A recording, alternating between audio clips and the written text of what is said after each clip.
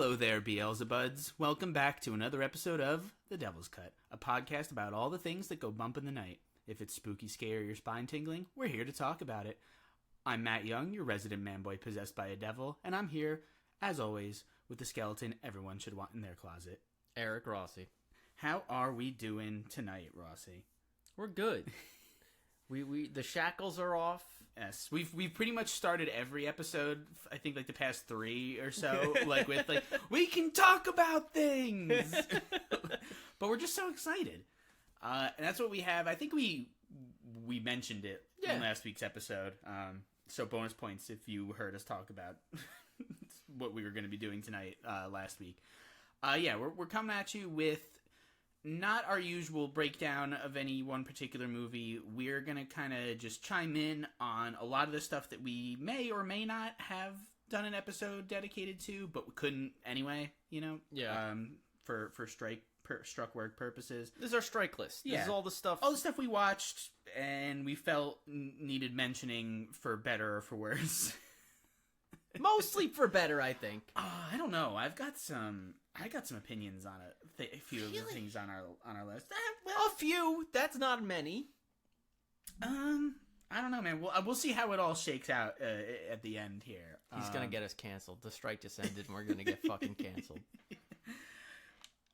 Listen, I'm gonna say nice things about the ones that deserve it. That's where I'll leave it for now.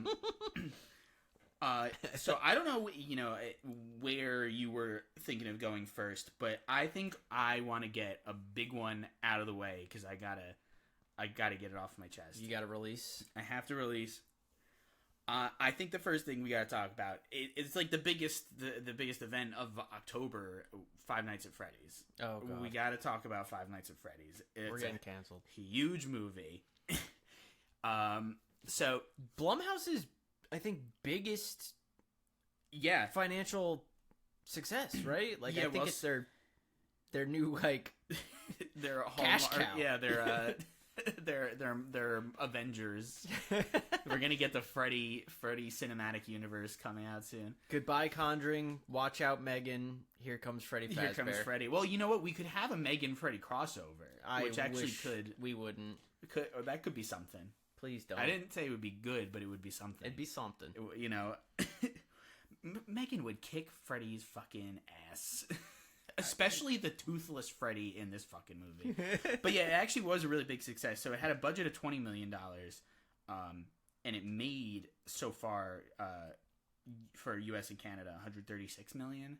So, like, it knocked it out of the park money-wise. I don't Which know. is crazy because it went straight to streaming too, and usually that'll it didn't go straight to streaming. It actually had an extended release in theaters because they were like, AMC, I believe it was saying like, hey, we're doing this Five Nights at Freddy's special where if you see it like five nights in a row, you get to go for the 6th night for free. And it's like, why the fuck would I do that? I will absolutely pass on that challenge. Go fuck yourself. That, to me, that's a crazier promotion than when the movie theaters were like, we're doing a 20-something hour marathon of all the Marvel movies so you can catch up before Endgame comes out. That's not that crazy because people did that like in their house on their own time, when an Avengers movie comes out.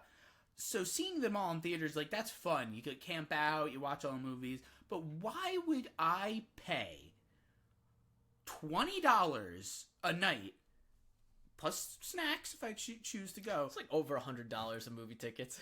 Yeah, just so I can watch it once for free the 6th time? Absolutely unhinged. An unhinged challenge from AMC. And you know what? It would be one thing if the movie was good. Oh, here we go.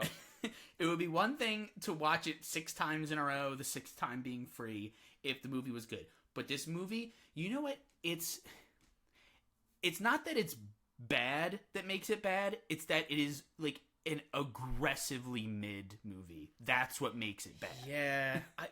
Was it PG or PG-13? PG-13. PG-13. Okay. Which is inexcusable. which is often if you are looking forward to a horror movie, you've had this experience. I know we both have. I'm sure plenty of other people have.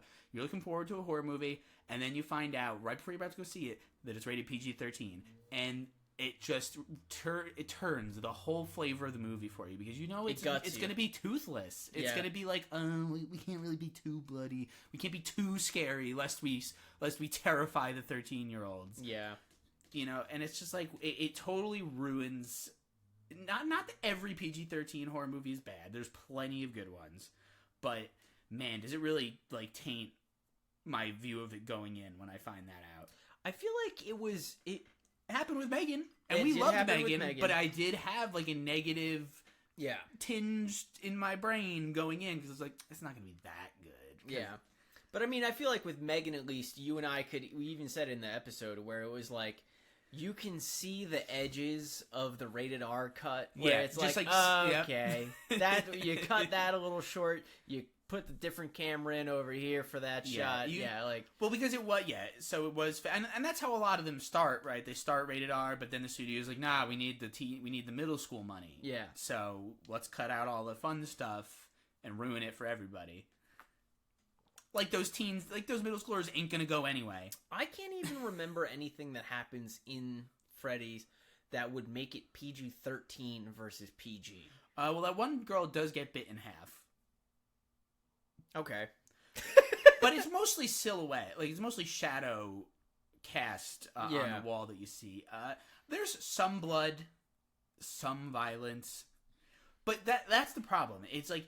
And I'm not coming into this... I didn't go into the movie as a Five Nights at Freddy's hater. I actually really like those games.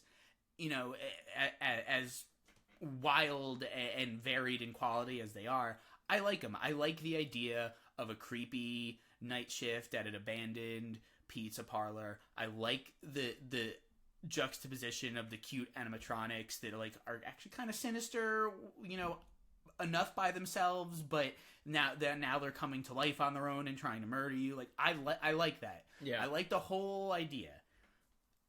And you know what? The animatronics in the movie look great. Yeah. Dude, if you had told me when Five Nights at Freddy's came out, 12 years ago, that they were gonna get a movie and the animatronics were gonna look dead on, like fucking eyeball for eyeball, little tiny hat for hat, like it was gonna look exactly the same, I'd be like, you're crazy and that's gonna look stupid. But it doesn't. They look so good. Yeah. Which is another gripe I have. It's like they had the whole recipe. They had decent cast. That the main actor is not like a pushover. Like, he can service the job. He can get the job done. He was PETA. I'll tell you what he did. He was better than I expected. Yeah. He brought way more than I could have expected to the role. He did. He really did. But it's just had all that going for it, and it was just so boring. Nothing happens. And I know, and what really is another problem is it was co-written. I know there's probably a whole writing team, but the guy who made the games was involved in the writing. And he was like, well, I ignore all the cool stuff that Matt Pat, and have spent years dissecting online. We'll just throw all of that interesting stuff out the window, and we'll just scrape the surface of one YouTube video and then just slap a dumb story in it. You don't ever see the animatronics do anything. The most you see them do is hang out and play nice with the little girl that's in the movie. Yeah, they're friendly for most of the movie. There was a disturbing lack of animatronics running down a dark hallway at you. Yeah. There was nothing. Most of the movie takes place during the day. Yeah. You know what? The night shifts where the game happens and the stuff is supposed to be scary, you don't get those because, and this is nothing wrong with Josh Hutchinson. Bring it home. Hutchinson. Okay. Nothing to do with his acting. He was given a shitty character because his character, the guy who takes the job at Freddy's, he sleeps through every night. He doesn't even do the job. He goes to sleep and dreams about children that are admittedly they're the spirits of the dead children that are possessing the animatronics, which is, I think, what is the story in the game is about. Yeah. But instead of seeing the animatronics do cool, scary stuff, you just see Josh Hutcherson run around in the woods with a bunch of children not being scary. Fair. Very fair. There is so much time in the movie spent just doing that. Just our main character asleep, not doing anything interesting.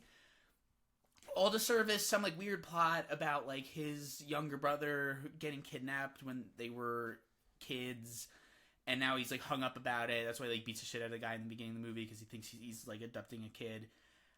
It's like we waste so much time on like character development shit in that movie that's just like unnecessary. Like we're all here to watch Freddy and Foxy and the duck and the duck Chica.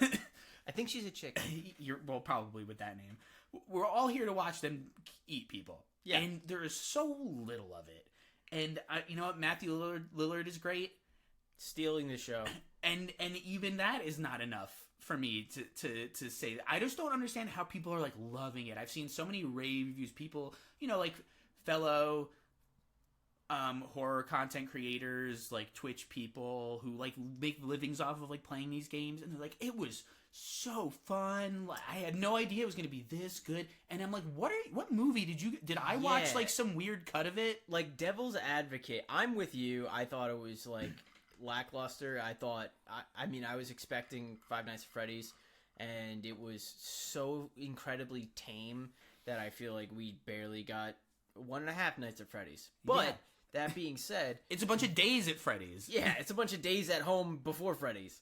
But that being said, it seems from the money piling in and the ratings that the fan base that they made this for was just so fucking ravenous for this movie that they can make anything. Yeah, they don't care. They don't give a shit.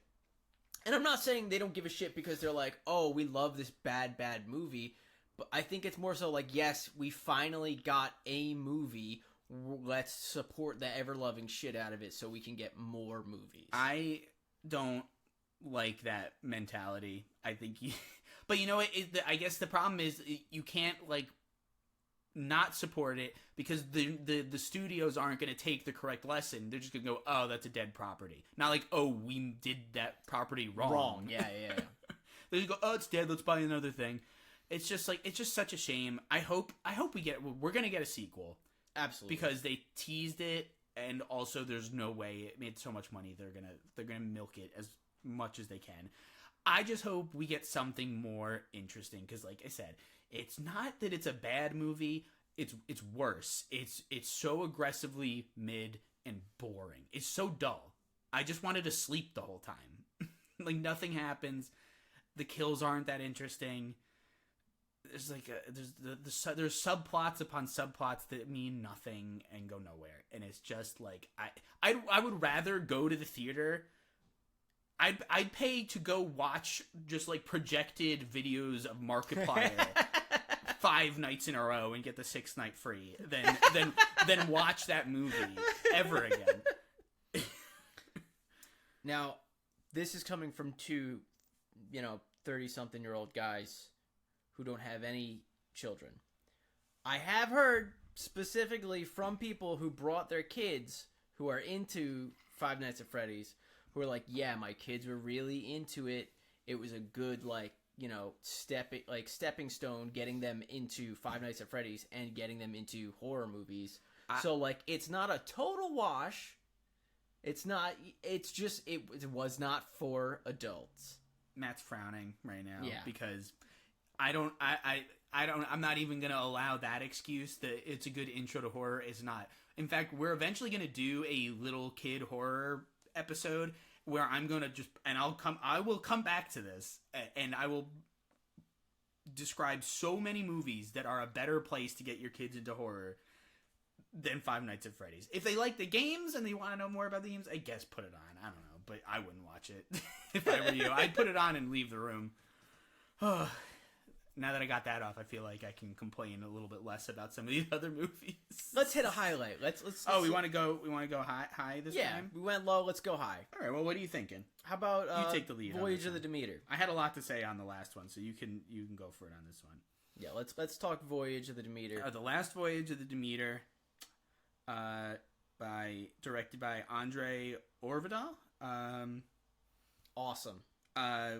Great cast: Corey Hawkins, Aisling Francoisi, Liam Cunningham. What's his name? What is his character's name in Game of Thrones? I forget. He's the guy who he always gets the shit end of the stick. He's like, he's always trying to like get on the good side of what's his Stannis Baratheon? Yeah, he's yeah, like, yeah. Stannis, I'm on your side. And he's like, I want to fuck the redhead bitch. Get out of here. Jail. Hang out with my daughter. Doesn't he get like stone flesh at some point? He does get this. Yeah, he gets put through the ringer, that guy. But yeah, great in this movie. David Dastmalchian is in it, and that guy like came out of nowhere in my life. Like I had no idea who he was, and then he was just in like every movie that I liked, like somewhere in the movie. I got news. He's gonna be in every movie for like the next, hopefully a long time. I really enjoy him. I think he's such a good actor. He's capable of like he's always playing like someone who's at least a little creepy, sus, a little suspicious, but so he's kind of like typecast a bit, but he always just kills it, right? So like, I don't care. And just like a whole bunch of also star of the movie, Woody Norman, I think is the little kid's name, Toby. Yeah. Oh, poor Toby. Yeah. He such a good child actor. Just blazing star in this movie. Yeah, but the whole movie. So this movie is like a kind of like. It's almost like a vignette from the Bram Stoker Dracula story. So it's like it's based off of one chapter where they're transporting cargo to London, and part of the cargo is Dracula. His coffin is being shipped across the sea. Yeah. So and after we watched the movie,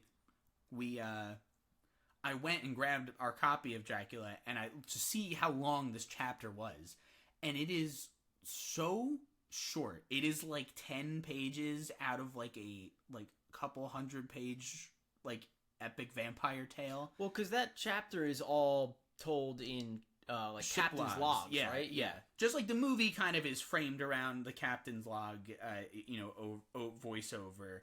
But yeah, like, so the chapter is like there's no characters, it's just like unless you count the captain making the logs, but they pulled this whole movie out of their ass. It's not like there was like a framework to build from other than like some talking points that the captain, had in those it's like bare bones. So, but man, this one was awesome. Fucking stellar. Had really good monster effects. Yeah. Really interesting, like, development, like just to see them slowly kind of unwind as Dracula gets stronger and stronger on board. Some really, really good like on-screen kills. Yeah, sometimes the Dracula himself is he's a very feral vampire. Yeah. He looks like a fucking gargoyle the whole movie, and the design is sick. It's like he looks very like Nosferatu. Like he looks like super Nosferatu, like I said, mixed with like a gargoyle. The design is really cool. I think like sometimes it gets like they lean a little bit too much on the CGI, but it's like almost totally forgivable. Yeah. Because they have like really good like set work and lighting and stuff, so like they really mask a lot of the CGI that they use anyway.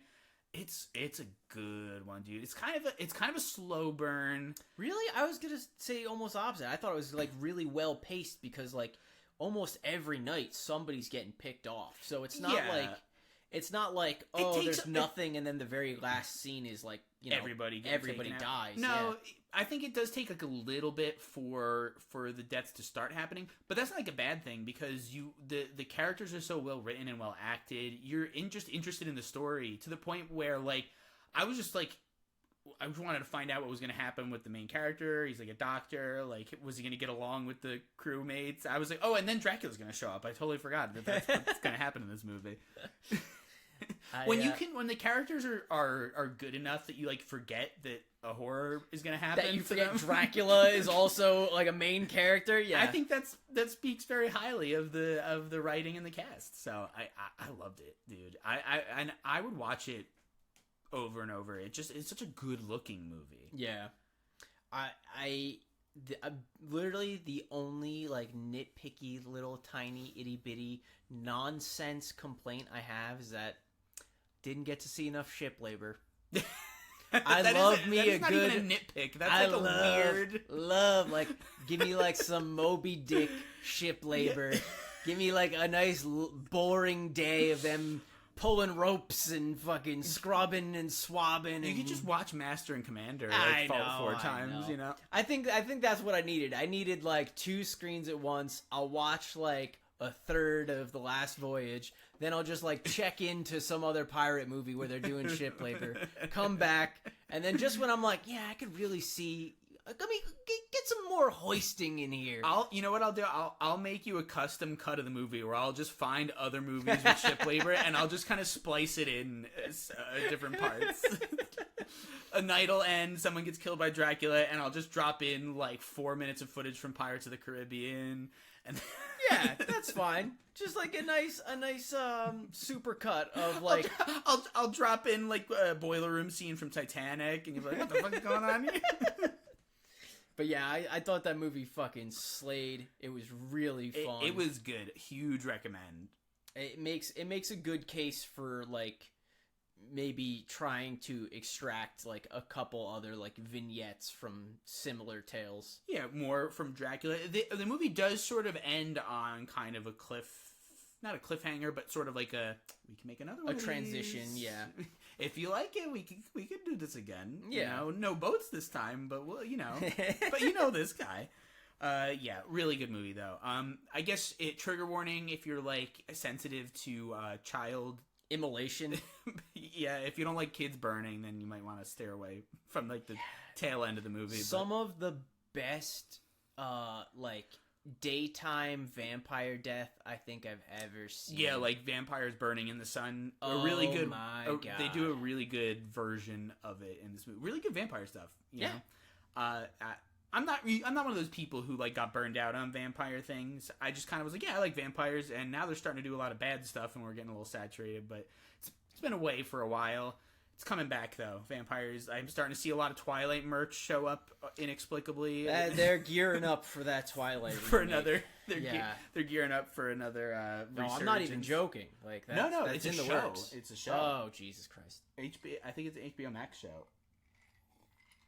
They're doubling down. They're going to do a Harry Potter reboot series and Twilight reboot series. God save us all. You know what I really would like to see is for them to do, because you know how Stephanie Meyers did the book where she just flipped genders on every character? Yes. She just rewrote her book with everybody being a different gender, the opposite. Genius move, honestly, from a marketing standpoint. Oh, yeah. Well, then she also rewrote the first book just from Edward's perspective. There's 3 versions of the first book.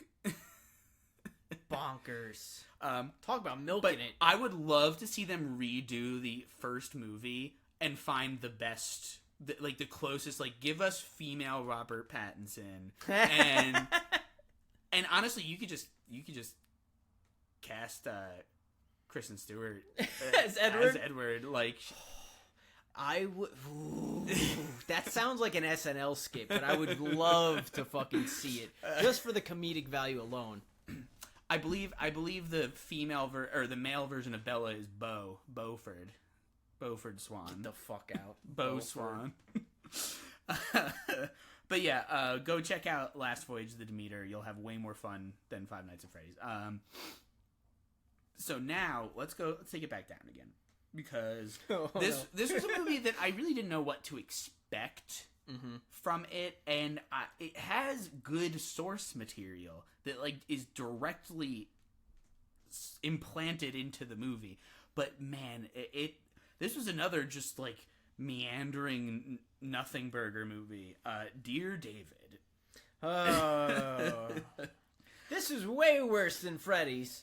I disagree because it had much less power behind it than just like the 12 years of Five Nights at Freddy popularity and lore going for it. You know, this was just a series of tweets from like a really cool artist that just, you know, got made into a movie. So if you guys don't know, so Dear David is like a weird Twitter tale that was given to us by the artist Adam Ellis.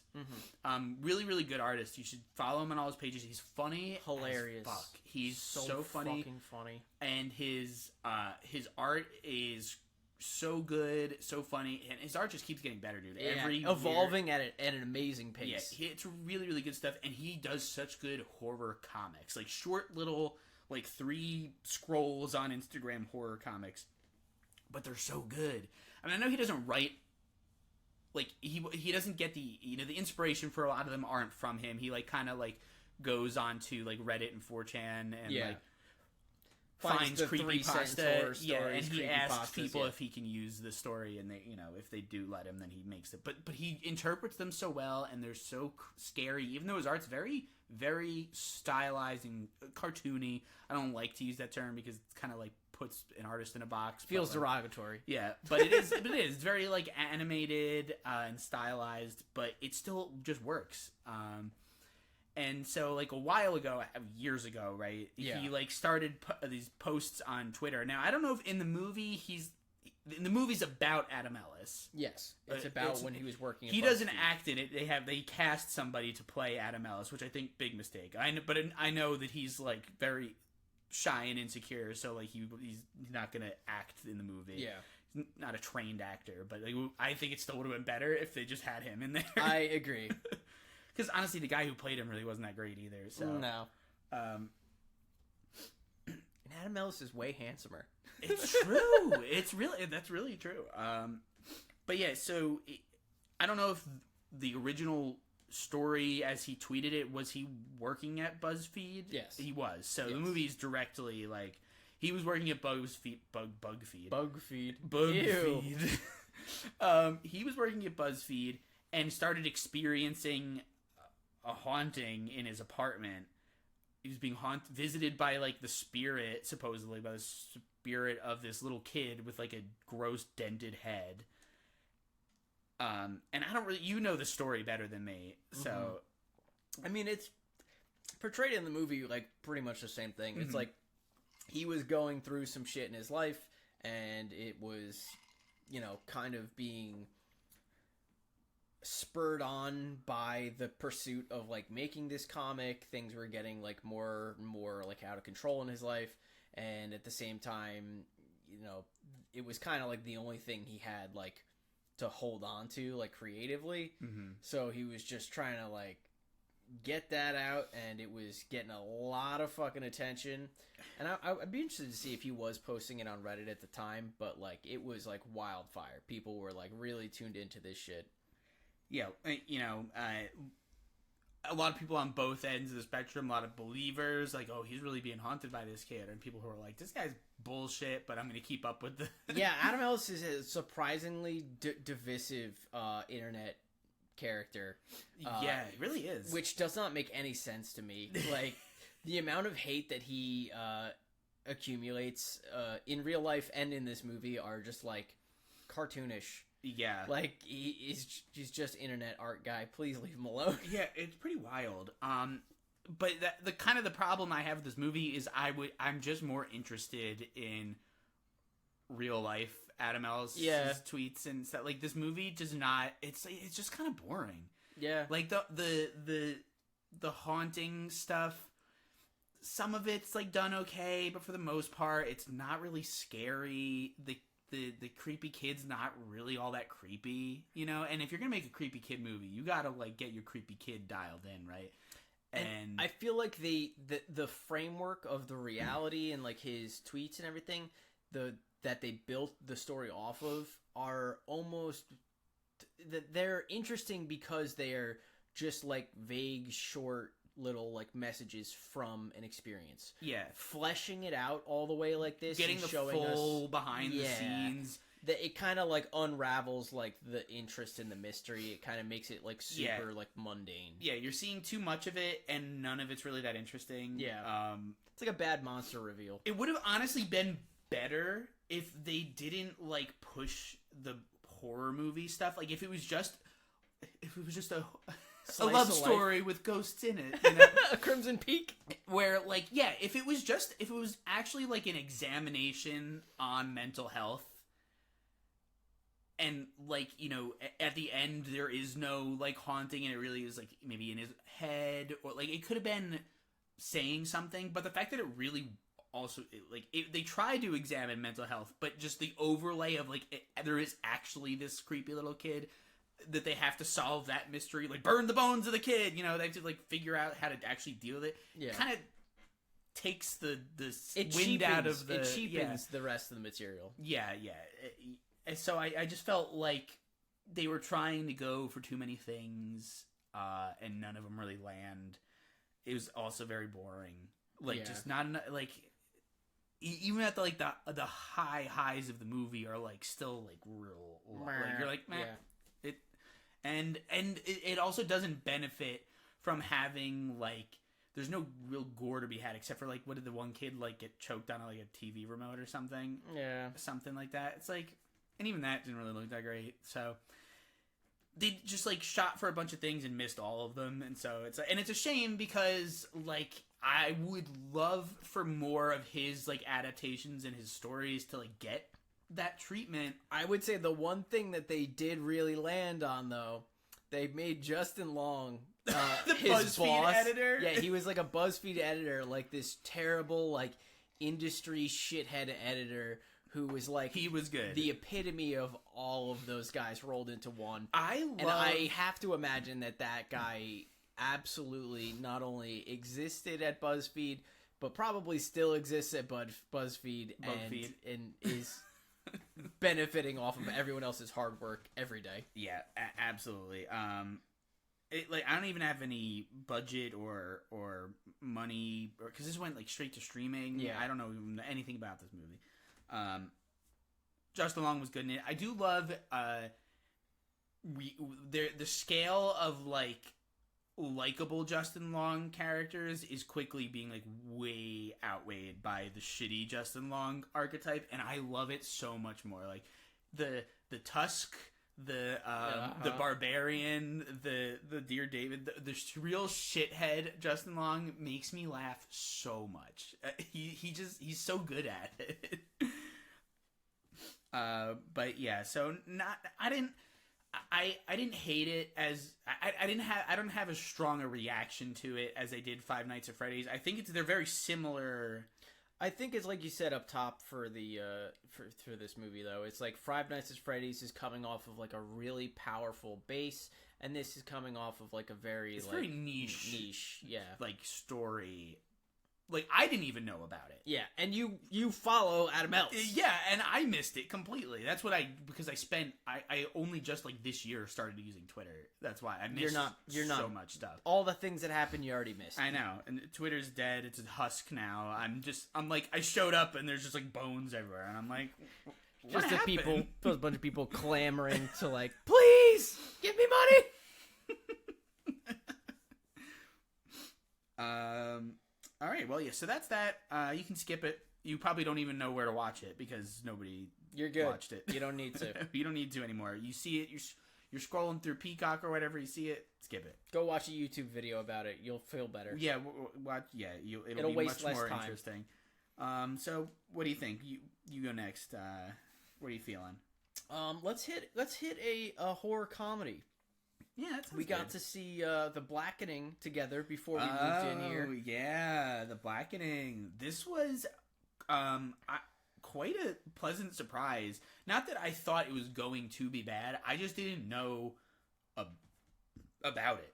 I didn't think it was going to be bad, and I still was like happily surprised by how good and funny and fun it was. I think my only like hesitation when putting it on was I was worried it was going to be a scary movie type, you know, like the comedy, quote, brand scary movie. Like I thought it was going to be that type of humor. Agreed. Same. You know, like it was going to be. I controversial. I don't like the scary movies. That is controversial. I know a lot of people don't like the later ones. He's hell-bent on getting us kicked out of the horror community. I just like...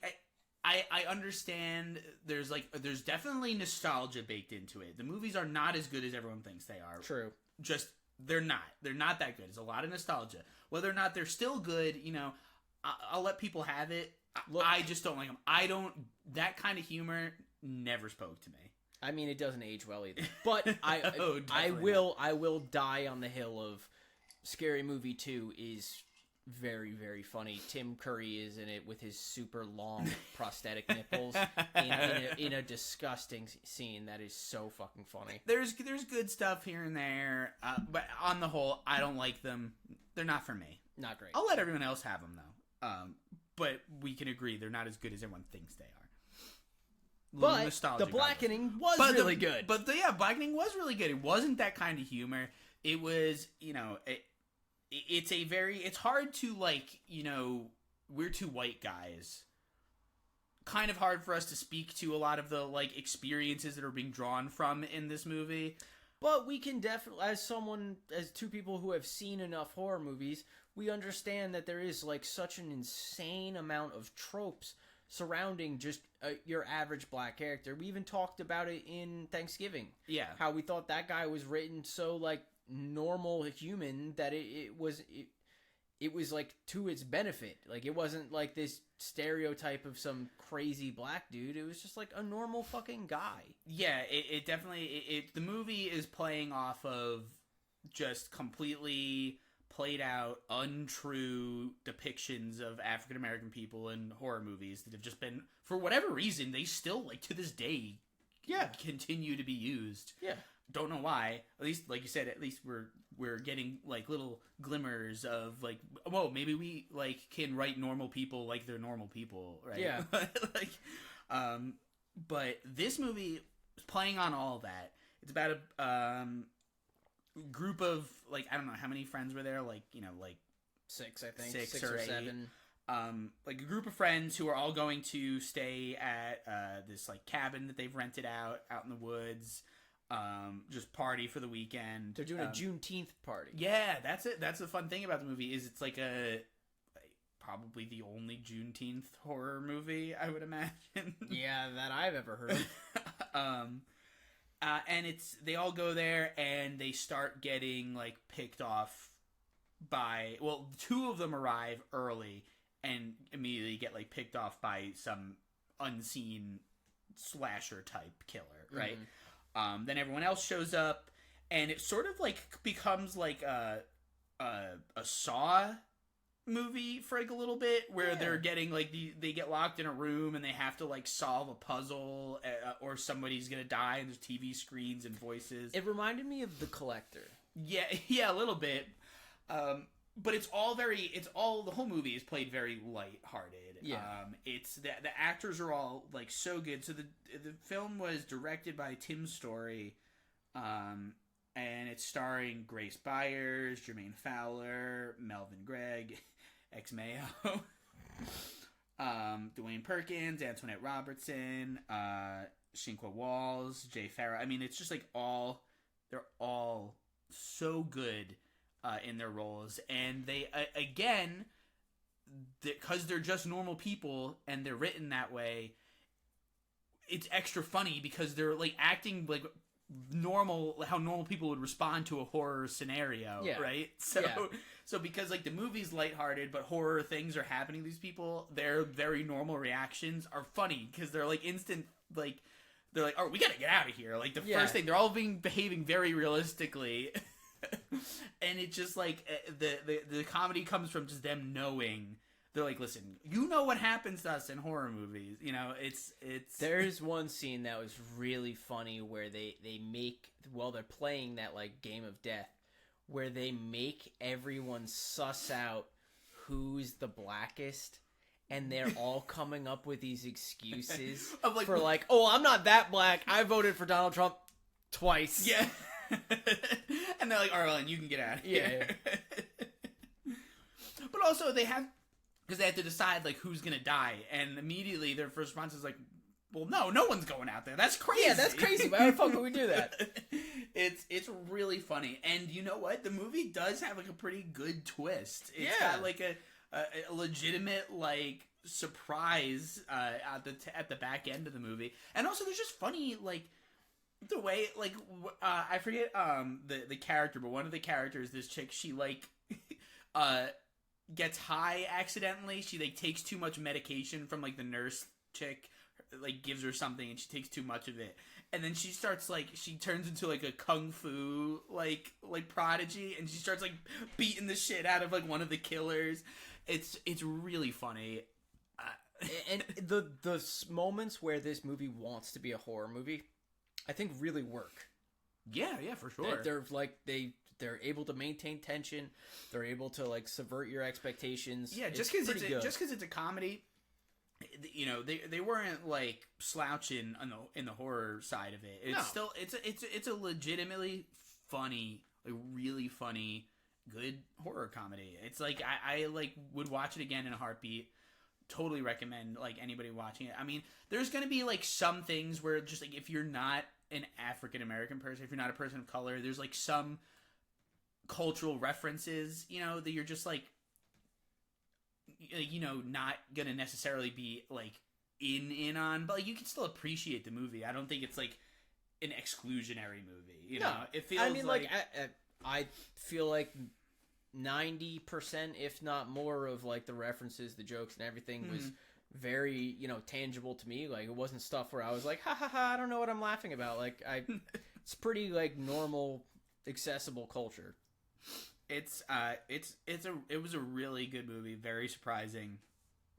It just came out of nowhere for me. I was like, oh, what's this movie? And I like got it for us to watch, and it was hilarious. Really, really good.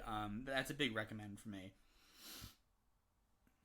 So that was yours. So now we pick one from my list. Let's stay on a high. Hi.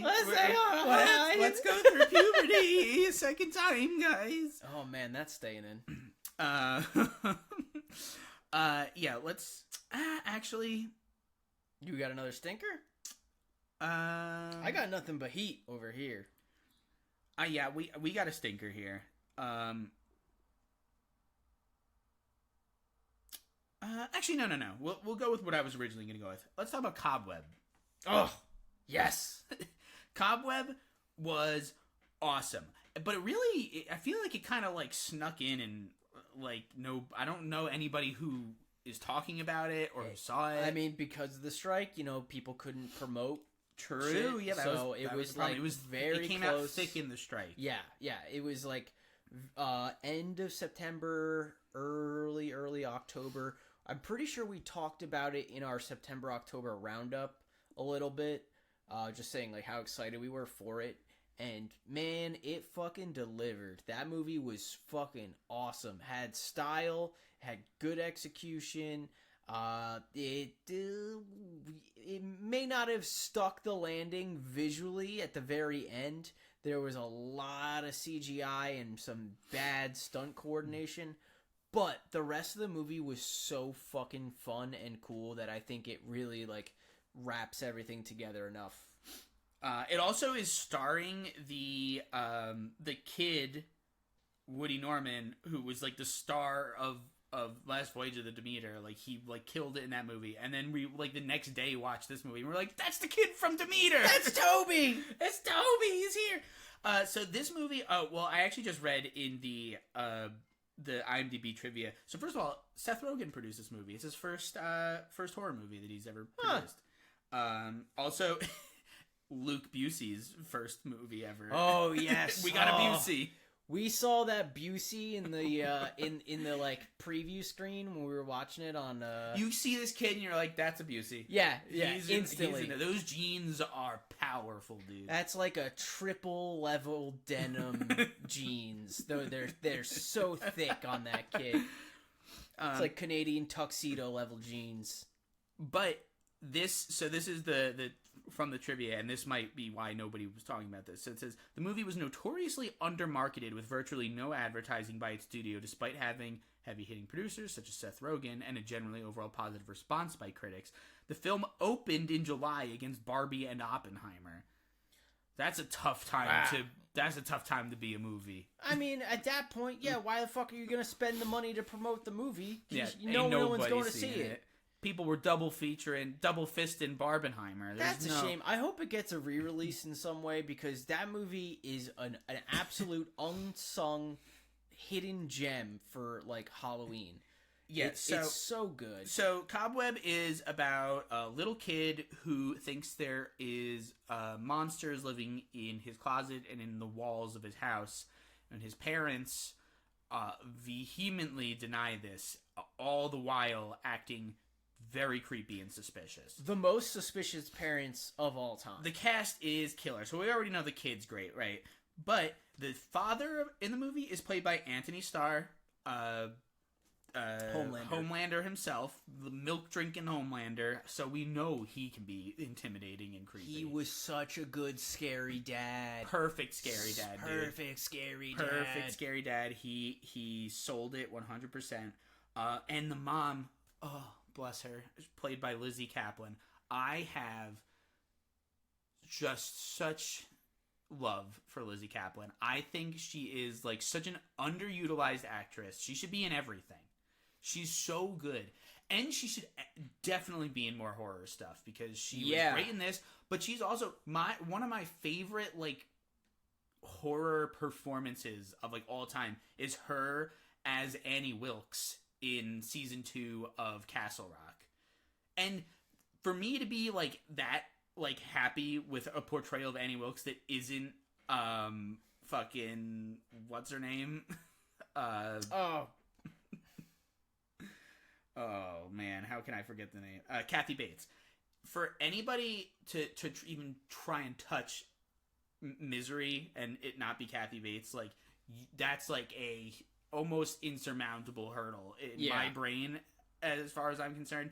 And Lizzie Kaplan just, like, stepped right on over. She was like, I'll do it. I mean, she in both roles, she plays a very, very good, convincing, hysterical nutjob lady. Yeah, she's so good at it, man. So good. Janice Ian, dude. She can do it. But yeah, so the movie, like, you have these creepy parents, this little kid who's just trying to figure out what the fuck is going on. Someone in the walls is, like, talking to him, telling him not to trust his parents, and the movie just gets, like, fucking buck wild. Is this a secret monster movie? Oh yeah, this is a secret monster movie for sure. Yeah, I'd say secret, because it's like it takes a little bit for it to show up. They do a nice juggling of, like, are they crazy? Is the kid crazy? Who's crazy? Yeah, there's a good character, a substitute teacher of the kids that gets, like, takes an interest in him, and it just, like, all of the characters work well. It's a real small movie. Scale, yeah. Yeah, you know, it's like not this big sprawling epic horror movie. It's like just takes place in the kid's house and school, basically. It's so well shot, and the set design is really good. It's just, like, pleasant to look at. It's like just it's a real pretty movie. Yeah. Camera work is fantastic. Like I said, lighting, it's all there, man. It gets I think there's some stuff that does it gets a little out of control towards the end of the movie. We start doing some CGI stuff that's like, it was probably a very small budget movie, so they didn't have a lot to spend on that stuff. I think if this movie had a little bit bigger budget, I think this movie would have, like, knocked it out of the park, like 10 out of 10. Yeah. But that being said, it's still, like, I had so much fun watching it every second of the movie, even right up to the end where it stumbles a little. But I'd say it still sticks the landing pretty well. It does end a little abruptly, but, you know, it's a breezy movie. Like, I think it's one of those, it feels like, and I don't know where the source material comes from, but it feels like one of those movies where they're like, they had a really strong creepypasta. Yeah. And they were like, let's turn this pasta into a full-blown, you know, dinner. Yeah, and this works where, like, Dear David did not. Yes, correct. And again, it's breezy. 88 minutes. In and out. Short and sweet, right to the point. Really good Halloween joint. There's lots of dead pumpkins going on. It's good.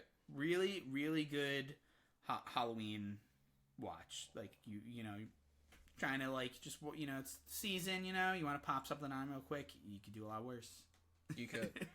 Speaking of Halloween, while you guys were away on honeymoon after your wedding across Halloween, I got to see Reptile. We also watched it on the honeymoon. Oh, you did? Yeah, we did watch it. I wouldn't say it's necessarily a horror, but it is definitely a killer thriller movie. Yeah, it's a true crime movie, and true crime is horrifying. Yeah, you know, so it still counts. Yeah, you know, I'll like that'd be like saying like Seven's not a horror movie. Yeah, it's like, it is heresy. You know, like it's like saying Mindhunter is not a horror show. It is. Well, let's be serious. But yeah, Reptile's really good. We got. You didn't like it. I'm over here like. Meh. I really liked it. I thought it was a really fun, like, not necessarily procedural, but like it's very much like a cop movie. I thought it had some really good twists. It kept me guessing pretty much the whole movie.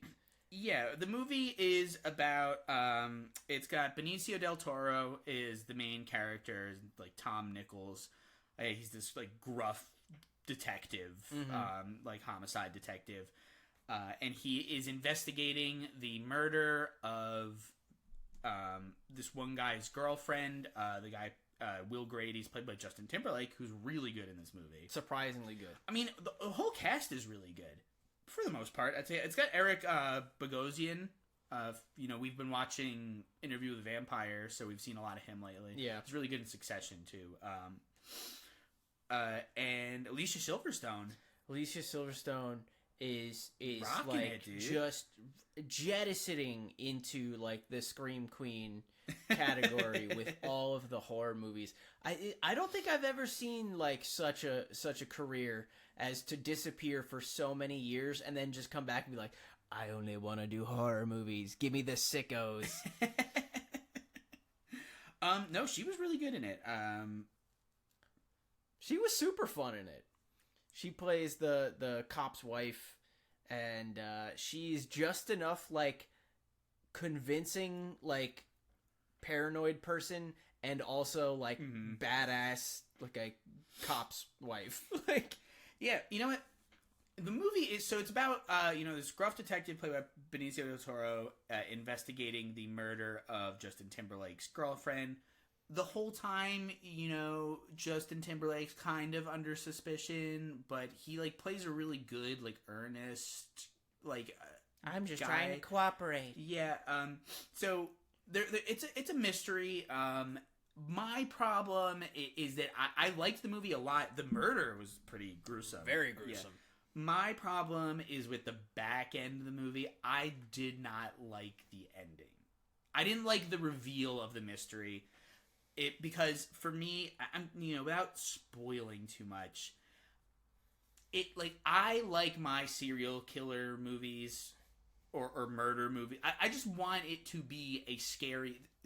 What it ends up being is not scary to me. It's more conspiracy than it is straight up murder. Yeah.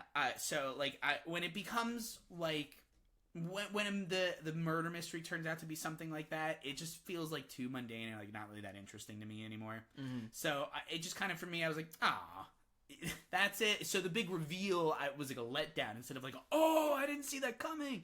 It was like for me. I'm that's just my taste in crime movies. Mm-hmm. If you're like a hard-boiled detective, cop drama watcher, if you like the style of like Mindhunter and like the David Fincher kind of approach to that, if you like the like slow burn, like gritty old guy detective, No Country for Old Men kind of approach, I think this is right up your alley. Yeah. I would say this isn't a bad movie. I'd say this movie is good.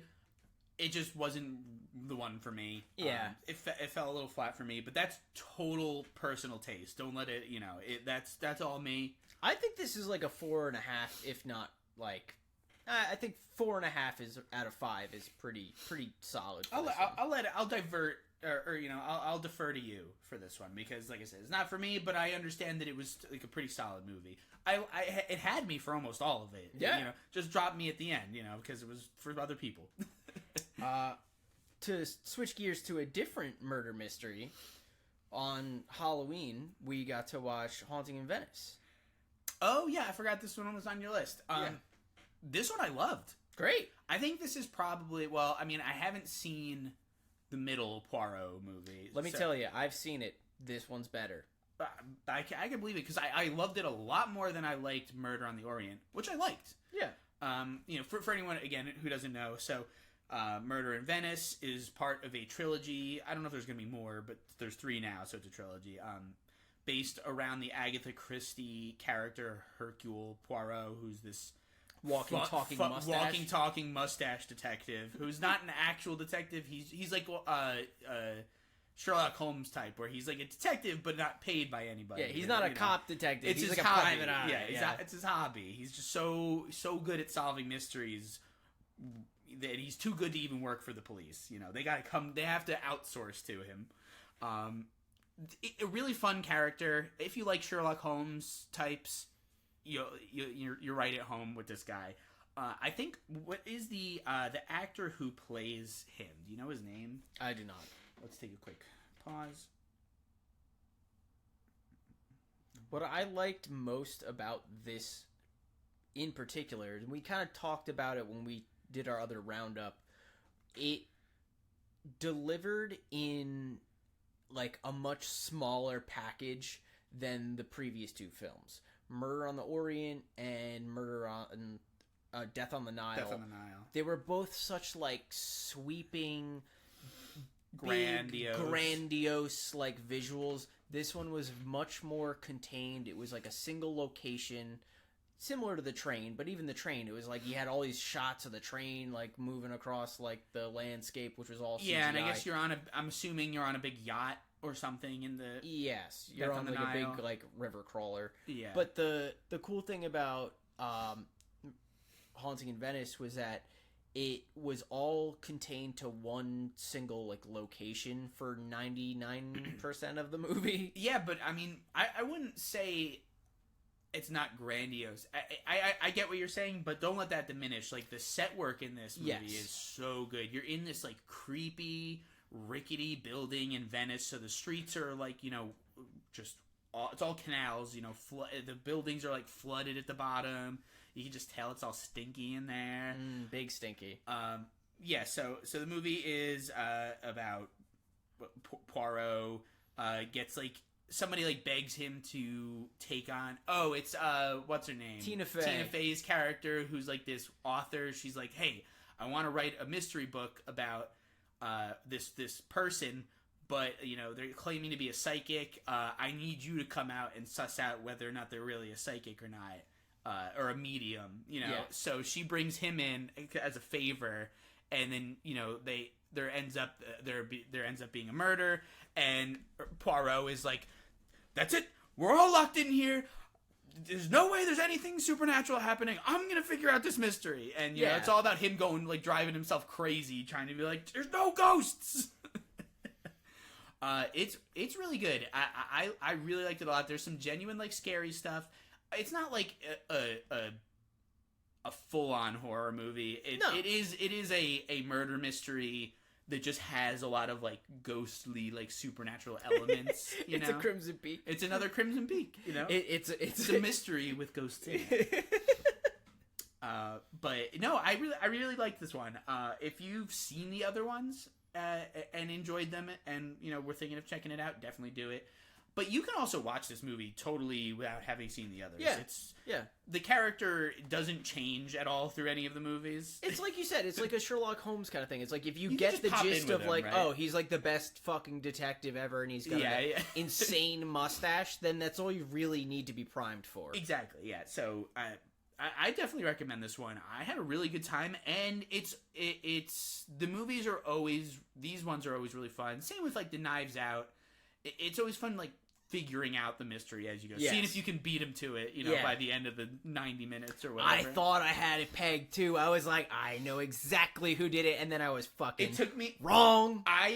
I was part wrong. I was right only because I heard a line in the movie that you and Heather missed. Like, you guys were like, didn't hear it when someone said something. And I was like, oh, I know what happened. You know, but so I had this like one point of knowledge that you guys missed out on, and I was like, they don't know. But no, it was really fun. I liked it. That was a real. I didn't expect it to be bad, so it's not like I was surprised. I like the other. I like Murder on the Orient. I figured this one would be good. But yeah, totally cool. Let's see. Next on the list. So I have another. Do we want to do a down or an up? We had two pretty much up. Two Let's up. go down. All right. Let's talk about Exorcist. Oh, fuck. Exorcist Believer, the next project from last for a while. Well, yeah, it was supposed to be the next classic horror series taken on by David Gordon Green, writer and director of the Halloween Ends Kills trilogy, right? Mm-hmm. And so this was supposed to be another trilogy of his, right? 3 Exorcist movies. That's what they were geared up for. Starting with Exorcist Believer. This movie bombed so severely from what I gather, that the studio has removed him from the project and are sort of like figuring out how to redo this whole thing, right? Like, maybe still keep some skeleton of what he had planned, but I think they're bringing on like a whole team to just totally gut it, redo it, gut it, and stuff it with something better. People really did not like this movie. I had predicted. You did. We've been talking about it for a while. I predicted this outcome, not because of anything David Gordon Green has done in the past. We love his work. I love his work, but I feel like I could see the worm turning right out the gate from that trailer. I was like, this is going to be a stinker. And it was. You will argue against it, but I'm not coming out of this one smelling like roses this episode. I feel like it I'm in the failed muck over here. I feel like it failed on every level I thought it was going to. Okay. Which is?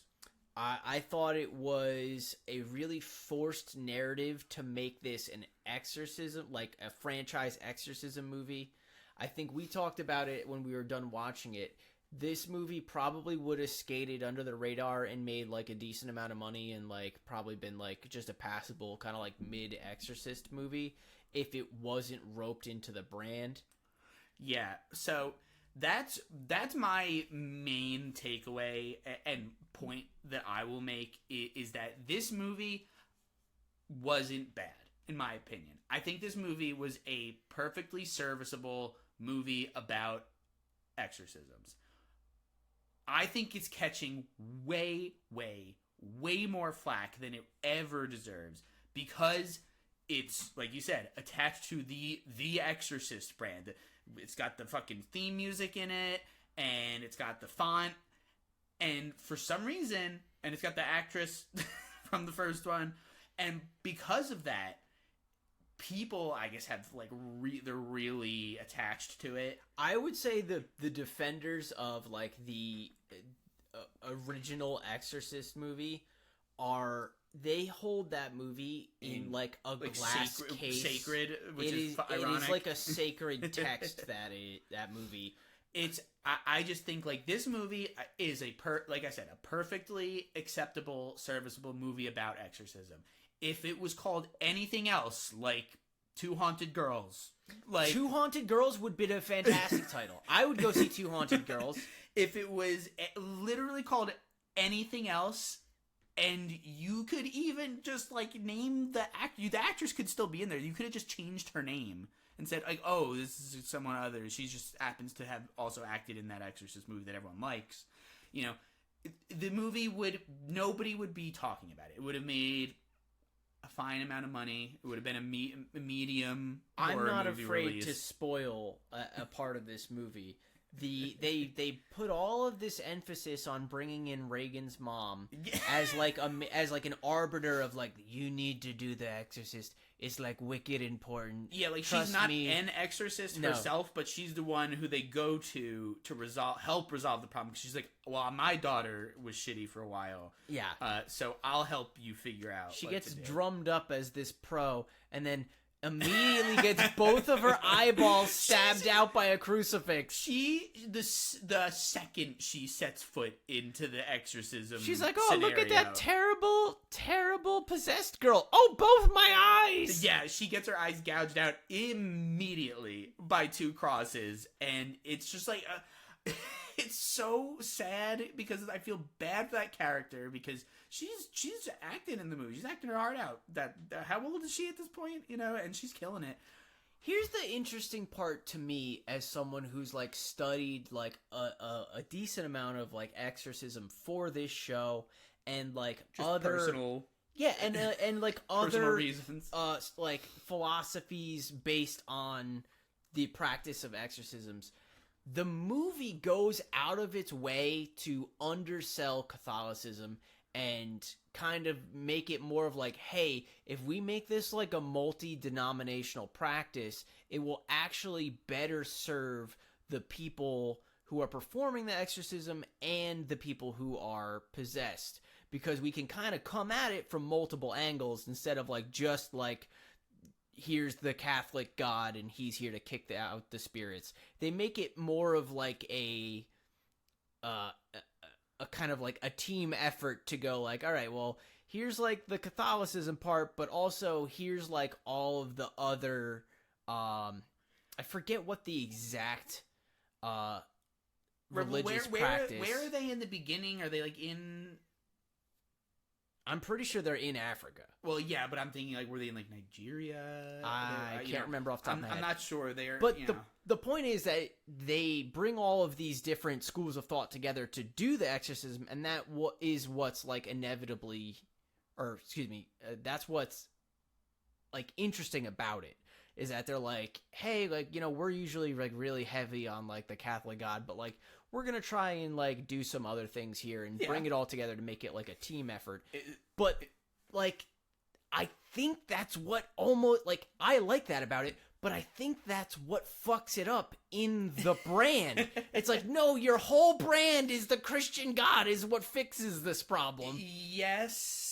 Which is why, if it was just not attached to The Exorcist, it would have been fine. I almost would have liked this premise better if it was a Pope's Exorcist sequel. It's like, imagine if instead, if Russell Crowe had to show up and perform a double exorcism on 2 possessed girls. Interesting. Well, then we would have had a cool, like, double demon Super Saiyan Pope fight, right? Yeah, and that would have been It would sick. have been even better. Yeah, I think this movie's catching a lot of flack. I don't think it's that bad. I think there's some good possession stuff happening. The 2 girls are pretty good, They're pretty okay. They're fine, and they're, I think, for having to be in like that crazy, possessed child makeup for like all that time, I think they did a pretty good job. Yeah, I don't know. It wasn't. I'm not saying I loved the movie. I thought it was like fine. It was like medium. I won't watch it again. There's so many other better like possession movies. Yeah, but like I just like it's to like get this guy like fired, taken off of his own project that you already were like, yeah, man, like especially because people were pretty. Divided on that 3rd Halloween movie. And you still gave him 3 of these movies. So, like... Halloween made money. Let him cook, man. Halloween made money. Well, then trust that his, like, maybe the first one's gonna be a little rough. Let's see what happens with the other 2. Maybe, like, it was all gonna ramp up to something cool. But now we're never gonna know. They can't risk it. That's the unfortunate reality is, like, these have to make money. Especially if they're going to if they're already dedicated to making 3 of them, if you can see right out the gate that, like, your first one's tanking, you have to pivot. You already pot committed to 3, you got to pivot. Well, here's the thing, though. It's got to make money. It had an estimated budget of $30 million. Gross worldwide, it's already made $135 million. So it's already made money. But, again, this is this is the Exorcist brand. This is like the premier gold, like SSS plus tier level of exorcism movie as far as pop culture like stands. Here's the thing. We disagree on that because we both think that the Exorcist is like it's pretty fucking good, but it's not like wow. Well, yeah, but here's the thing. Like it's never, even if this movie was awesome. Yeah, it's already made $135 million. It's not gonna have made that much more than this. Here's the thing. It's that movie, The Exorcist, is never going to make a bunch of money. The only reason it did was because no other movie was that scary when that movie came out in the 70s or whatever. Yeah. Like, we can get an The Exorcist level scary movie anytime we want. We talked about like 4 of them this year. Mm-hmm. It's just never, like, yes, is it a brand that everyone knows? Yeah, but nobody, like, the horror people are gonna watch it. We watched it, you know, but you're not gonna like draw in like the layman because they're like, oh shit, that series is back, you know. Well, like, I think we both agree. Like the original, they caught lightning in a bottle. Yeah, I think this time they caught lightning square up the butthole. Well, you know what? I hope that the studio hires a whole nother team that they think can do it better, and then the second one comes out and it bombs just as bad, then they'll fucking learn. Just let the guy make the movie. Don't have high hopes for it because it's just not gonna. You're never gonna get it. Just re-release the original in theaters. You're gonna get more money doing that. I don't hope bad on any horror project. I want all of them to be as great as they could be. But man, that next team has the ability to do something so funny, which is make an equally bad movie. Or possibly a worse movie. Yeah. So we'll see what happens with this next new team Exorcist movie. But this studio is going to... There's not going to be a third one, I promise you. There's going to be a culling. Yeah, the studio is going to drop this brand. They're going to lock it away. And we're never going to see another The Exorcist movie ever again. And all that for just a very medium movie. All that hate and all that damage done to the brand because people are overreacting to a mid movie. Gotta deliver. You're just taking big swings. You gotta fucking connect. And you know what? It's not mid in the bad sense like Freddy's was either. So that's almost it for me on my list. I have one more movie. I think you have a couple more, right? I only got one more. What do you got? VHS? VHS 85. Right. Yeah, I got one more too, and then we can wrap it. VHS 85 bucks. It is really good. Now, you do kind of have to, it's a found footage movie, and it's a found footage anthology. Yes.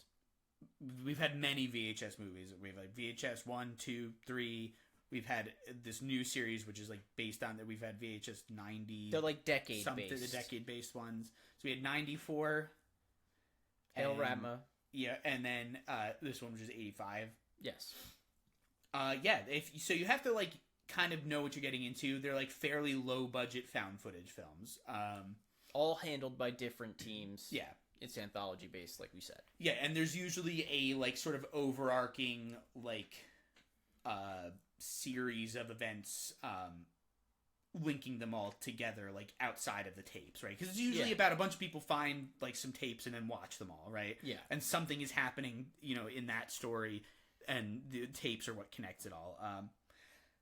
This one was awesome. I didn't like it as much as the 90s one, the Ratmo one. Yeah, I will give it to you. I think the 90s one had probably some of the best VHS like stories the whole brand has to offer. Yeah, like each movie usually has like one or two like really good ones. And a lot of them are just kind of like, that was all right. But I think the 90s one, not to harp on that one too much, I think every single short just like fucking kills it. Yeah. They all got something cool and memorable about them. And, so it was going to be a tough act to follow, but I think 85 did like a pretty decent job. I don't think all of the shorts in this one hit super hard, but there are a few that are really good. Yes, I think your overarching in 85 is very fun and very strong and that weird. Was the little weirdo guy. That's a little weird guy. What was his name? It was something mundane. Like, it was like this weird glop creature that could like mimic stuff. His name was just like Jeff or like Josh or something. Yeah. It was like something like really mundane that these scientists who found him like just named him. But unlike the other ones where you said it's usually like a group of people finding tapes, or like I think there was one where like they were doing a raid on like a cult compound, and like that's where the tapes were playing on TVs, and like that's where we're cutting to. This one is like almost like you're flipping through like a TV channel that then has like vignettes spliced into it. Well, because what it is it's so the overarching like plot is that you're in this research facility with these scientists who are investigating this like weird creature that they found that can like mimic sounds and like objects and things like that, and they're like trying to figure out if it can like mimic people so they can talk to it. But so what they're doing is like playing TV for it. So it's all these shorts are just tapes that they're playing for this weird thing. Which in retrospect at the end of the movie, bad idea based on the content you were showing him. But no, there's some really, really good shorts. Which is your favorite? Did you have one? I think my favorite from this grouping, it's tough, but I really liked the lake one. That one's my favorite. Kind of a cheat because it's also two parts. Like it's a short that is continued in a different short like later on. So it's like a 2-part one. But it's so good. It's about like a bunch of teens who go to a lake. Classic setting. We both love that. They go to a lake and they are like all out like water skiing. And then they all start getting picked off by like a sniper from like the woods. And these kids just all get like annihilated. Just like torn apart by bullets, just like brutally killed, and the makeup is like good. Yeah, dude. it's very good. Gross. There's one girl who gets like her jaw like shot half off, and she like you see her like trying to like put it back on, and just blood's going. It's really gross, really good. But then all the kids just kind of like wake up with like bullets in their heads and jaws off and guts hanging out. And they're like, how are we alive? Like, this doesn't even hurt anymore. And so they're like freaking out because they don't know what's happening to them. Yeah. It's such a good, weird, creepy little story. And then it like gets followed up later where there's like this creepy murder cult that you find out about. It's really good. There's another really fun one about a TV, like a news studio. In South America. They are in a building during an earthquake. And they end up like underground with this like extraction crew, who's like trying to pull them out, and they end up coming across like an Aztec like temple, a hidden Aztec temple. Oh yeah, and there's like so cool. They find this like if you guys ever seen if you remember this deep cut, The Legends of the Hidden Temple. You remember like the temple guards that would jump out and scare those innocent little children. They find like one of those guys, and it's chaos, but it's really good. Also cool because it's a like horror subject matter that is you never really get to see very much as people who predominantly watch like American-made horror movies, you know. So we don't get to see a lot of like cool other like culture stuff. That's why one of the reasons why I've been trying to like get into watching more foreign horror movies because I want to how many I've seen enough like just ghosts. Yeah, you know, like give me like some flavor. Yeah, put some seasoning on it. I want to watch like a Chinese vampire movie with the hopping vampires that come out and stuff. Like, show me that Japanese umbrella creature. You know, give me something new. You know, so it was cool to see like like a creepy like Mayan or Aztec like god guy. That's cool. So that was really fun. What were some of the other shorts? I'm like blanking for some reason. There was the murder cult one. There was so that's like two. It's like the boat one and the murder cult. Then there was the Aztec one. And then there was one more. Oh, there was the virtual reality. I think this VR one was definitely the weakest of all of them. It had a nice big finish, but I thought like the main character of it, who was like doing this performance art like VR. Yeah, it's like she's doing this like summoning. It's basically like an interpretive dance, performing the I just trying to describe the dangers of reliance on virtual reality, and so she performs like a digital demon summoning ritual, and like a demon in the VR kills her and like starts ripping her apart, and then like she in real life gets like torn apart. There were good effects. Yeah. It was like cool death. It wasn't bad. It was just the weakest of them of all the shorts. Yeah, there's always one like weaker one, and I thought the girl herself was like so like performance art brand of annoying. Yeah. And then the last short was the Dream Murders, where the police are receiving videotapes of murders before they happen. Yeah. And then they find out that there's like this funny little goth kid who's having the dreams, and then somehow they're being recorded onto his VHS player as he dreams them. And then he's just like, I didn't know what to do with these snuff films, so I mailed them anonymously to the police. That one was pretty cool. There was some really, really cool stuff in that, and it is like a tiny little murder mystery movie, like packed into like 25 minutes or something like that. Way less. Yeah, it was good. I like that one. But I like I was saying, overall, I don't think any of them were quite as memorable as like all of them from like the '94 one. Yeah. Except I think the Murder Cult Immortal Lake one is actually, that one is so good. I'm kind of sad that it's just in a VHS movie. I would watch like a whole show. I would watch that. Yeah, I would like, watch that show for sure. I would watch like a nice like 12 episode. Like, it feels almost like a Stephen King thing, where it's like you have one weird paranormal thing and one weird other paranormal thing, and they just kind of like glance across they each brush other past each other. He loves to do that kind of shit too, and also throw in like some sort of like police or military like aspect at like the last second. Yeah. He loves to do that. Fucking, that's like it's basically Dreamcatcher. Like that's what that whole story's about. But yeah, I really like this one. It's another solid, and I think the VHS movies have gotten so much better. I think like the first VHS movie ever was pretty good, and then for a while they were like kind of not good. Overall, but this like decades anthology within an anthology that they're doing is like really stellar. If they can make like another one of these, what would do, the 70s or like what would a 70s? I would love to watch a 70s. That'd be one. Wild, dude. Yeah, I'd be down. Like, so I hope they keep going with it, and even if it's not like another decade, if they just do like more, you know, or if they go up, they do like an aughts, you know. I would also. Either direction, time-wise, I'd be very happy. Yeah, I think that I don't see why they wouldn't, you know. Yeah. I think people are enjoying enough and watching. Give me a Y2K VHS. Ooh. Everything's green and blue. But yeah, so that's it for that. What did I say? We have one more? Yeah, you gotta end on a high note.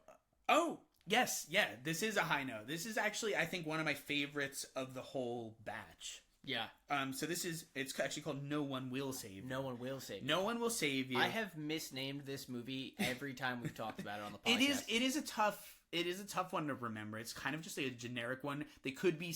It's also No One Will Save You. Feels, it's a correct sentence, but it just feels not right. Yeah. Right. Yeah. But yeah. So this is by writer, written and directed by Brian Duffield.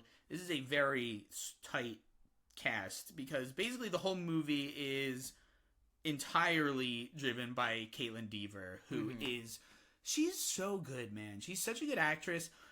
I think she like got her big, like, people mostly know her for that like teen coming of age comedy. What the fuck was it called? It's like her and that other chick, and they like, basically were just like studying too hard to get into college all year, all high so they school. didn't have any fun. So they didn't have any fun. So they're like, we're just gonna have all the fun in one night. You know, it's one of those types of movies. It's like Girl, Superbad. Yeah. It is Girl Superbad. It is Girl Superbad. But honestly, a lot of Superbad, it doesn't hold up. It's a little problematic in places. I'd say most of it. And I think I think the other movie, whatever it's called, it will hold up a lot better in the future. But yeah, so she like got a big break in that, and she's so funny in it.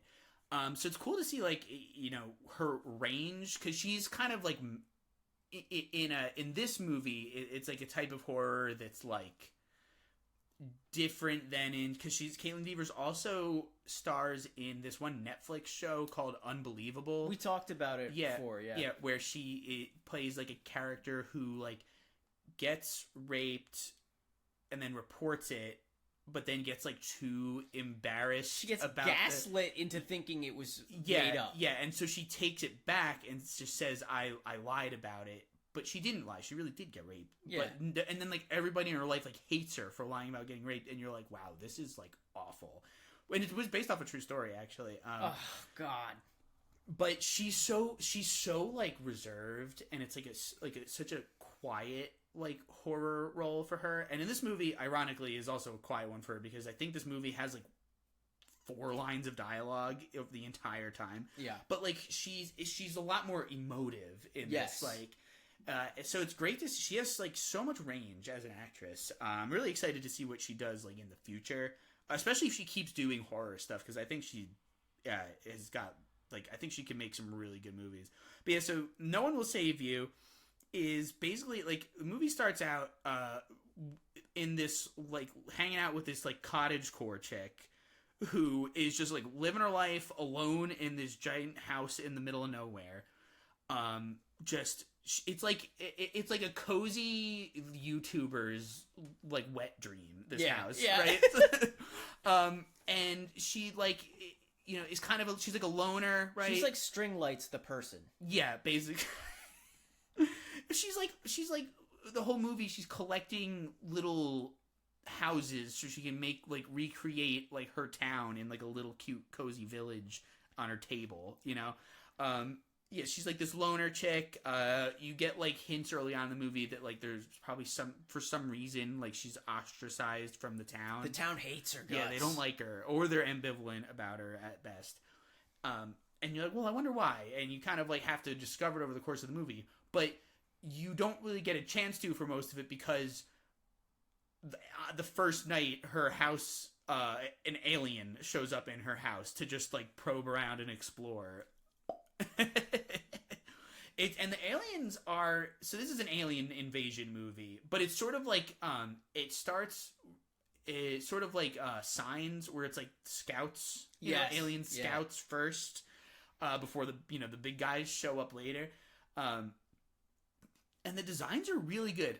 This is a heavy CGI movie, but the CGI doesn't look bad, and the alien designs themselves are so cool that it really didn't bother me. And the sound, because there is no dialogue, the movie, you know, leans extremely hard on like, an amazing sound design. It's really, really good. Like, I can't say enough good stuff about the aliens. I love them. They're like, to this day, so the movie, the aliens in the movie do this weird thing where they communicate partially by like they've got these long limbs, right? Really long legs, really long arms. And there's different flavors of aliens. So some of them have like multiple joints in their arms and legs, and like some of them are like really small and some of them are medium. The medium alien, the first one we encounter, has like these little tiny toes that it walks on the tips of. Like it's like it kind of like goes up on its tippy toes and then goes like a crab. Yeah. They're so gross and weird, but not like, they're not over designed either. No. You know, where it would be like, ugh, that's a bit much. You know, it's just in the sweet spot of like gray alien, but with a little extra to spice it up. You know, and the aliens communicate by doing this weird thing where they like vogue. They vogue. They go in these weird poses where they they pose like JoJo's Bizarre Adventure characters to communicate. And so ever since we watched this movie, every once in a while I'll like walk into a room and like go into like a weird like crouch pose, my arms up in a weird angle. Just Eric immediately just starts cracking. Been fucking killing me. I'll be like walking down the hall. He's at the other end of the hall, like voguing like an alien, and I'm just dying. Oh man, it's so funny, but they're creepy too, right? Like, in the movie, remove it from the context of the movie, it's very stupid and funny. But like in the movie, it's creepy. I think it does something not a lot of alien movies are capable of doing, where it's like they tease like little tidbits of it like in the first sequence, but then throughout the rest of the movie, they have no problem like giving you full body on screen shots of these aliens, and they don't look awful. Like you want to see more of them. Yeah, it is interesting because it's like, unlike Signs, usually the more you see of those guys, you're like, put them back. Usually that's like the nail in the coffin. It's like, no, you showed too much of your monster, you showed too much of your alien. You're like, I cannot get enough of these little weirdos. Yeah, what other movies, do you want to see? Like Alien, you want to see the xenomorph, right? Yeah. But like, what other ones are you like, I could have seen more of that guy, Like, you're right, it's tough. You have like, what's the giant alien, Cloverfield? The second you see most of that monster, you're like, oh, he kind of looks like an idiot. Grass. Yeah. But no, this one was really good, and what was extra good about it is, like you said, great visual effects, great sound design. Caitlin Dever is just literally running her ass off in this movie. Sprinting. She is like, the amount of time she has to just go into like a full tilt, dead ass sprint for the camera, insane. Her cardio, man, really, really skyrocketed for this movie. But she's just so good, and this movie it's a great horror movie, and it's actually, it's like, it says something, right? It's another guilt movie. Or another grief movie. Yeah. Like, oh, the aliens are representative for grief, But it's well done. And it's more of a guilt movie. It's more about, like, living with guilt. Yeah, I think it's way more guilt than grief. But I thought it was funny because somebody else, it might have been Too Scary Didn't Watch, but I remember listening to somebody else talk about this movie and say the exact same thing where they were like, that I said a couple weeks ago, where I was, maybe months ago at this point, where I was like, I think we're done with grief being your like horror movie metaphor. Right. It was good. We did great. We did a fuckload of them. Let's put it in a shoebox up on a shelf for a little while, and we'll come back to it. Pick a new thing, right? But yeah, I think somebody else said the exact same thing the other day. Yeah. I was like, I'm not alone. Yeah, no, we've all seen enough of them at this point. But it's like, that's one of those. Oh, you know what? It was Henry and Marcus. They were talking about it on Side Stories. That's funny. But yeah, if you're willing to take one more lap around the grief track, we can. You could do a lot worse. I think this is the one to do. Yeah, this one's really, really fun. It never dull. No. It's not a super long movie. It's just like, it's a real good time, man. Like I want to go back and watch this again. Because every part of it's just good to look at, and that's a tough ask for a basically silent film, Yes. Like, for a movie with almost no dialogue in it to still be that like captivating, like almost the entire time. Yeah. It just looks so good. It sounds so good, and you're like invested in the character. You like want to know why does everyone hate her? Yeah, she seems the town nice. hates her so much. Like, the town hates her more than like. I more imagine than London hates Scrooge. Yeah, it's pretty crazy. I think if Freddy Krueger survived and the town just hated him, they would be less shitty to him than they are to this girl. Yeah, it's pretty wild. And so you're like, well, I gotta find out why they're so mad at her. And also, how is she? And it's so fun to watch her like duke it out with these aliens, like try to outsmart them or like prepare for them. It's like really because a couple days go by in the movie. It's not like one night aliens show up and then by morning the movie's over. She like goes to a couple days where she's like, all right, that alien's gonna come back. I'm gonna have to figure out how to deal with this tonight. Which is very funny to me. Like the like she wakes up and she's like gotta go get groceries and stuff, and I'll get nails to board up the windows tonight. It's so fun. I really liked this one, man. It really surprised me. I mean, I don't know why I should be surprised because this was a Hulu original movie, and Hulu really's got some heaters, dude. I mean, not that I don't know if like Hulu was like a direct, like producer of the movie or like, like what their involvement was. Yeah, because I know that they have that After Dark Horror Fest anthology of movies with all the holidays. And they are like directly involved in that, but they also have like just like Hulu. They like present movies like Fresh. Yeah, went straight to Hulu.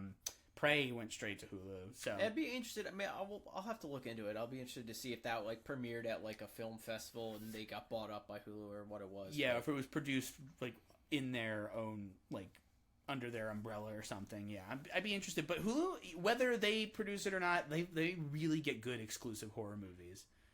They're, I don't love everything they do, just as a whole, for the planet, Disney does own them, so it's not great. But for horror movies, I mean, you can, they're a pretty good service, I like them almost better than Netflix. For like, I think original horror content. I think everyone agrees Netflix is like the fucking... The only joke of like horror. It's tough though because Netflix does have the Flanagan mobile, dude, and he's delivers. But he would deliver anywhere he was. It's true. But yeah, I mean, so that wraps it up for all my movies. Now there are still, you might be thinking, but Matt and Eric, why didn't you talk about this movie that also came out during the strike? We didn't get to watch everything that came out. There's actually a number of movies that are still on our list that will probably cover at like the end of the year roundup, like in January. Yeah, when we do our top fives. But that depends on if we like them enough to talk about them. Some of the movies that are already on the list are going to be tough to bump off. So yeah, I feel like we did hit a lot of really, really hot movies this year. Yeah, it was a big year, but based on my reaction to a lot of these, the end of the year kind of took a bit of a dip. But they can't all be winners. But yeah, I think that's pretty much it for me. Yeah, same. I think going into the end of the year, we are gonna set up our December calendar. We have some old Christmas movies. We have some new Christmas movies. We're gonna hit It's a Wonderful Knife, I think, for next week. Mm-hmm. Another fun holiday slasher, also featuring Justin Law. Weird. What can we say? We like our long boy. But then outside of that, I think we're gonna go a little bit off the beaten path and maybe hit a couple foreign guys. And I think there's at least one or two movies that we're gonna have to hit that we talked about in our Christmas extravaganza from last year. Yes. Well, that's inevitable. There's only so many Christmas guys to cover. Eventually we're gonna run out. So I don't know. I feel like we have a fucking wealth of Christmas movies, but that's it for this week. Like I said, next week we're gonna do A Wonderful Knife, so stay tuned for that, and definitely check us out on Twitch every Monday around 8 EST. And every Wednesday in the afternoon from 11 until usually around like 3 or 4. Depends on when we stop, but we start at 11. That's a fun time. We've been playing not so scary stuff. So if you don't want to watch in the morning, in the morning, little daytime, not so scary streams. We've been playing some fun stuff like Super Mario and stuff like that. Just some classic games, just to kind of be present and hang out. And just to give me something to do Wednesday mornings. But we will be coming back to you next week and all through December to get you through this most joyous of months. I hear Mariah. She's coming. Bah humbug. she's thought out. I already hear her in the fucking. She's stores. like an annual It Follows. It's true. It's this time it's a Christmas one. It's like It Follows. If just every time you see it, it's just a Mariah Carey pissing herself. Oh God! Oh no! I think we can end there. Yeah, that'll do it. All right. Thanks for listening to us, everybody. This is Eric and Matt from Devil's Cut signing off. Keep it real.